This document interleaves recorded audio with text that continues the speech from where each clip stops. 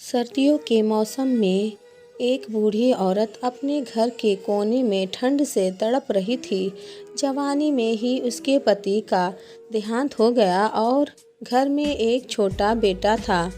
उस बेटे के उज्जवल भविष्य के लिए उस माँ ने लोगों के घर घर जाकर काम किया।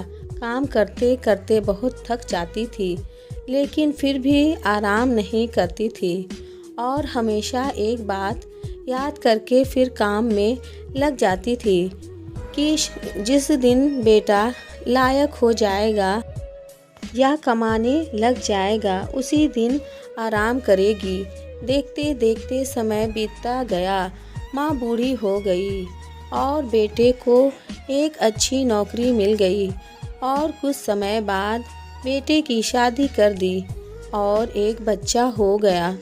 अब बूढ़ी माँ बहुत खुश थी क्योंकि उसके ये जीवन का सबसे बड़ा सपना पूरा हो गया, क्योंकि उसका बेटा लायक हो गया और अपने पैरों पर खड़ा हो गया था। अब उसका बेटा उसकी हर ख्वाहिश पूरी करेगा। लेकिन ये क्या, बेटे और बहू के पास बूढ़ी माँ से बात करने तक का वक्त नहीं है। बस इतना फ़र्क पड़ा था माँ के जीवन में। पहले वो बाहर के लोगों के जूठे बर्तन साफ करती थी और अब अपने बेटे और बहू के पहले बाहर लोगों के कपड़े धोती थी। अब अपने बेटे और बहू के फिर भी खुश थी। औलाद तो उसकी थी। सर्दियों का मौसम आ गया था। एक टूटी चारपाई पर घर के बिल्कुल बाहर वाले कमरे में एक फटे पुराने कंबल में सिमट कर लेटी थी और सोच रही थी कि आज बेटा आएगा, उसे कहूँगी कि तेरी माँ को रात को ठंड लगती है, एक नया कंबल ला कर दे दे। शाम को बेटा जब घर आया तो माँ ने अपने बेटे से बोला, बेटा ठंड बहुत है, मुझे बहुत ठंड लगती है और बात ठंड की नहीं है, मैं बूढ़ी हो गई हूँ, शरीर में जान नहीं है, फटे हुए कंबल में ठंड रुकती नहीं है, एक कंबल लाकर दे दे। बेटा गुस्से से बोला, माँ इस बार घर के राशन में, बच्चों के एडमिशन में और बिजली के बिल में बहुत ज़्यादा खर्चा हो गया है।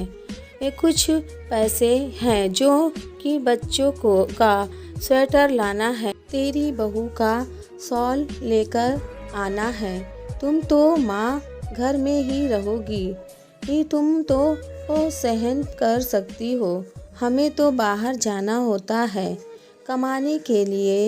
ये बस माँ 2 महीने की सर्दी ही निकाल लो, और अगली सर्दी में आपको नया कंबल लाकर दूंगा। माँ अपने बेटे की बात सुनकर चुपचाप जाकर उस फटे हुए कंबल में सिमट कर सो गई। अगली सुबह हुई तो माँ इस दुनिया में नहीं थी। माँ की ठंडक के कारण मृत्यु हो चुकी थी। बेटे ने सभी को खबर की, कहा कि माँ इस दुनिया में नहीं ही रही है। सब रिश्तेदार, दोस्त, पड़ोसी ये सब इकट्ठे हो गए। बेटे ने अपनी माँ की अंतिम यात्रा में कोई कमी नहीं छोड़ी। माँ की बहुत अच्छी अर्थी सजाई गई थी। बहुत महंगा शॉल माँ को ओढ़ाया गया था। सारी दुनिया अंतिम संस्कार को देखकर कह रही थी कि हमें भी हर जन्म में ऐसा ही बेटा देना। मगर उन लोगों को क्या पता था कि मरने के बाद भी एक माँ ठंड से तड़प रही थी, ये सिर्फ एक कंबल के लिए। दोस्तों, आपके माँ बाप अगर आपके साथ हैं तो आप बहुत भाग्यशाली हैं। आज आप अपने जीवन में जो कुछ भी हो उन्हीं की मेहनत और लगन की वजह से हो।